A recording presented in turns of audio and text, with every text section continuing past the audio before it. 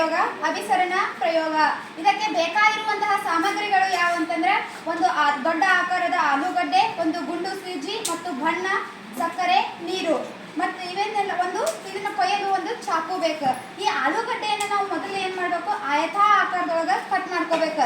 ಅದ್ರ ಮೇಲೆ ಒಂದು ಕಂದು ಬಣ್ಣದ ಸಿಪ್ಪೆಯನ್ನು ಇರದ ಹಾಗೆ ಅದನ್ನ ನಾವು ಕಟ್ ಮಾಡ್ಕೊಂಡು ಅದು ಏನು ನಾವು ಆಯತಾಕಾರದ ಆಲೂಗಡ್ಡೆಯನ್ನು ಮಾಡ್ಕೊಂಡಿರ್ತೇವಲ್ಲ ಅದರಲ್ಲಿ ಒಂದು ಆಳವಾಗಿ ದೋಣಿಯನ್ನ ಮಾಡ್ಕೋಬೇಕು.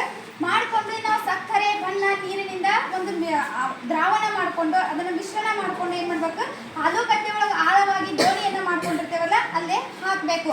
ಸ್ವಲ್ಪ ಪ್ರಮಾಣದೊಳಗ ನೀರನ್ನ ಮಿಶ್ರಣ ಮಾಡಿದ ನೀರನ್ನ ಹಾಕಿದ ನಂತರ ನಾವು ಏನ್ ಮಾಡ್ಬೇಕು, ಒಂದು ದೊಡ್ಡವಾದ ಪಾತ್ರೆಯನ್ನ ತಗೊಂಡು ಅದಕ್ಕೆ ಅಧಿಕ ಪ್ರಮಾಣದ ನೀರನ್ನ ನಾವಲ್ಲೇ ಹಾಕಬೇಕು.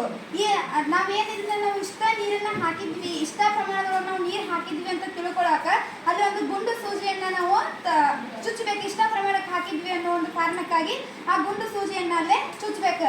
ನಾವೇನಿ ಒಂದು ಪಾತ್ರೆ ಒಳಗೆ ನೀರು ಹಾಕೊಂಡಿದ್ವಲ್ಲ ಅಲ್ಲಿ ಓದಿ ಆಲೂಗಡ್ಡೆಯನ್ನ ನಾವು ಇಡಬೇಕು. ಅಲ್ಲಿ ಇಟ್ಟಿಂದ ನಾವು ಒಂದು 2 ಗಂಟೆಗಳ ನಂತರ ಅಲ್ಲಿ ನಾವು ನೋಡಿದಾಗ ಏನಾಕೈತಿ ಅಂತಂದ್ರೆ ಅಲ್ಲಿ ನೀರಿನ ಸಾಂದ್ರತೆ ಹೆಚ್ಚಿಗೆ ಆಗಿರ್ತೈತಿ. ಆಲೂಗಡ್ಡೆಯಲ್ಲಿನ ದೋಣಿ ಒಳಗ ನೀರಿನ ಪ್ರಮಾಣ ಹೆಚ್ಚಾಗಿರ್ತೈತಿ.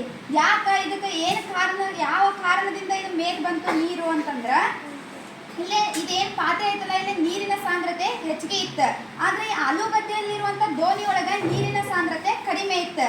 ಹೆಚ್ಚಿರುವ ನೀರಿನ ಸಾಂದ್ರತೆ ಕಡಿಮೆ ಇರುವ ನೀರಿನ ಸಾಂದ್ರತೆಯ ಕೋಶ ವ್ಯಾಪ್ತದ ಮೂಲಕ ಚಲಿಸಿ ಇಲ್ಲಿ ಏನ್ ಮಾಡ್ತದೆ, ನೀರು ಹೆಚ್ಚಿನ ಸಾಂದ್ರತೆ ಇರೋದ್ರಿಂದ ಕಡಿಮೆ ಸಾಂದ್ರತೆಗೆ ಬಂತ.